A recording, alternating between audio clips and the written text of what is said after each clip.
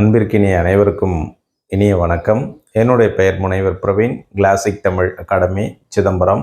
இது முழுக்க முழுக்க தமிழுக்கு மட்டுமே பிரத்யேகமாக உருவாக்கப்பட்ட ஒரு அகாடமி. இதில் இன்றைய பதிவில் இன்னைக்கு பதிவில் நம்ம பார்க்க போகிறது அப்படின்னு பார்த்தீங்கன்னா, 10ஆம் வகுப்பு தமிழில் இலக்கண பகுதியில் இயல் 1. இந்த இயல் 1 நம்ம ஒரு 3 பார்ட்டாக அல்லது 4 பார்ட்டாக பிரித்து நம்ம தொடர்ச்சியாக பதிவுகளை பார்க்க இருக்கிறோம். இலக்கண பகுதிகள் 10ஆம் வகுப்பு தமிழினுடைய இலக்கண வகுப்பு பகுதிகள் தொடர்ச்சியாக வரும். இது தமிழ் எலிஜிபிலிட்டி டெஸ்ட் ஸ்டூடெண்ட்டுக்கும் ரொம்ப உறுதுணையாக இருக்கும். அதனால் இந்த பதிவுகளை நம்ம தொடர்ச்சியாக ஒரு பார்ட்டாக கொடுக்க இருக்கிறோம்.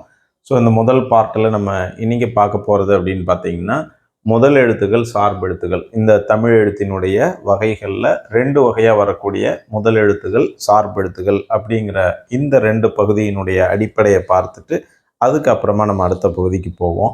இதில் முதல் பகுதி முதல் எழுத்துக்கள், சார்பெழுத்துகள் அப்படின்னு சொல்லி தமிழ் எழுத்துக்களை 2 வகையாக பிரிக்கிறோம்.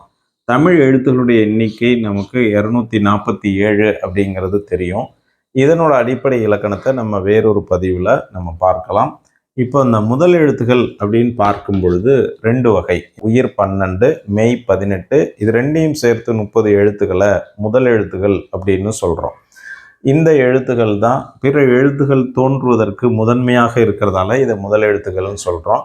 இந்த எழுத்துக்களை சார்ந்து, முதல் எழுத்துக்களை சார்ந்து பிறக்கக்கூடிய எழுத்துக்களை நம்ம சார்பு எழுத்துக்கள் அப்படின்னு சொல்கிறோம். அதனோட வகைகளை 10 வகைகளாக நம்ம பார்க்குறோம்.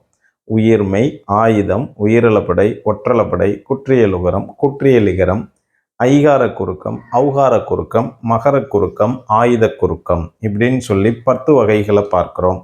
இதனுடைய ஒவ்வொரு எக்ஸ்பிளனேஷனும் நம்ம வேறொரு பதிவில் தொடர்ச்சியாக இலக்கண பாடப்பிரிவில் நம்ம பார்க்கலாம்.